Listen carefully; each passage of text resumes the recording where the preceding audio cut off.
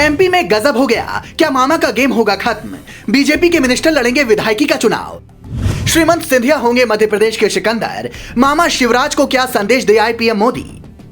दिल्ली से भोपाल तक मामा दौड़ाने लगे अपने सिपह सलार। एमपी में भी मोदी मैजिक पर ही बीजेपी का भरोसा। पीएम मोदी के हालिया एमपी दौरे से सीएम शिवराज के लिए संदेश अच्छे नहीं हैं। चुनावी साल है, मामा हाइपर एक्टिव हैं, लेकिन एमपी में बीजेपी का दूल्हा कौन होगा ये अब तक साफ नहीं है, क्योंकि पीएम के घंटों के भाषण में ये इशारा नहीं मिला कि शिवराज सिंह ही चुनाव जीतने पर सीएम होंगे।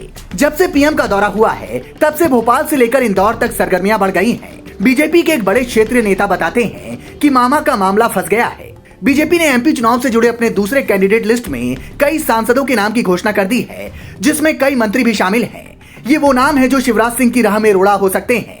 मामा कई बार तो नागपुर संघ दफ्तर तक के फोन की घंटी बजा चुके हैं, लेकिन वहां से भी कोई संतोषजनक जवाब नहीं मिला है। शिवराज को तकलीफ इस बात की है कि मध्य प्रदेश का चुनाव उन्होंने संभाल दिया था। बीजेपी एमपी में कर्नाटक वाली स्थिति में नहीं है। राज्य सरकार की कई योजनाओं का असर बहुत ही व्यापक है। बावजूद पीएम मोदी की ओर से जो संदेश शिवराज तक इशारों में आया है, उससे मामा खासे दुखी हैं।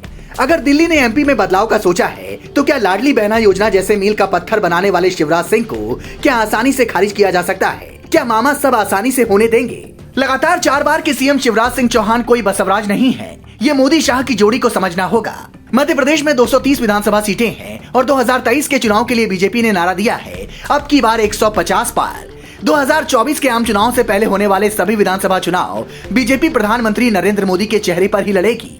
दूसरी लिस्ट में 7 ऐसे उम्मीदवार हैं जिन्हें राष्ट्रीय राजनीति से उठाकर बीजेपी ने विधानसभा चुनाव लड़ने के लिए भेज दिया है। एमपी 2023 का विधानसभा चुनाव लड़ने जा रहे 7 सांसदों में से 3 तो फिलहाल केंद्र की मोदी कैबिनेट का हिस्सा हैं। सांसदों मंत्रियों को चुनाव लड़ाने का फैसला शिवराज सिंह चौहान पर लगाम लगाने की कोशिश के तौर पर देखा जा रहा है।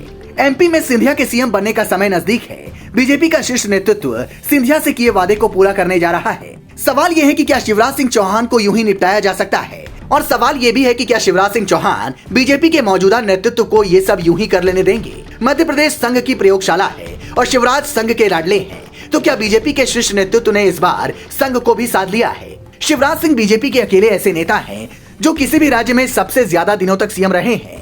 लंबे वक्त तक सीएम रहने का रिकॉर्ड है मामा के नाम। मामा के सामने सबसे बड़ी 2 चुनौती है, पहला ज्योतिरादित्य सिंधिया और दूसरा कैलाश विजयवर्गीय। सिंधिया से तो मामा निपट भी लेंगे, लेकिन विजयवर्गीय से निपटना मुश्किल है। राज्य में टकराव टालने के लिए पार्टी ने कैलाश विजयवर्गीय को पश्चिम बंगाल भेज दिया था, लेकिन कैलाश विजयवर्गीय जनाधार वाले नेता हैं, साथ ही वो सीएम पद के दावेदार भी हैं। मंत्री नरेंद्र सिंह तोमर और फग्गन सिंह कुलस्ते के अलावा विधानसभा उम्मीदवार बने मोदी सरकार के तीसरे मंत्री हैं प्रहलाद सिंह पटेल।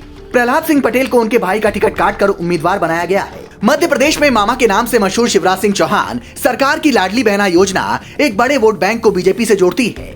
अगर बीजेपी शिवराज सिंह चौहान को नजरअंदाज करती है तो जोखिम उठाने के लिए भी तैयार रहना चाहिए। अगर प्रधानमंत्री नरेंद्र मोदी भी मध्य प्रदेश जाकर नारी शक्ति वंदन अधिनियम के महत्व के बारे में समझाने की कोशिश कर रहे हैं, तो लाडली बहना जितना असर संभव नहीं है।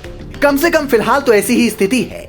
आने वाले खतरे को भांपकर शिवराज सिंह चौहान अगर वसुंधरा राजे की तरह ताकत का एहसास कराने पर उतर आए तो बीजेपी आलाकमान के लिए मुश्किल भी हो सकती है। मोदी शाह और उनकी टीम को शिवराज सिंह चौहान चाहे पसंद हो चाहे नापसंद, मध्य प्रदेश की राजनीति में मामा को नजरअंदाज करना तो नामुमकिन है।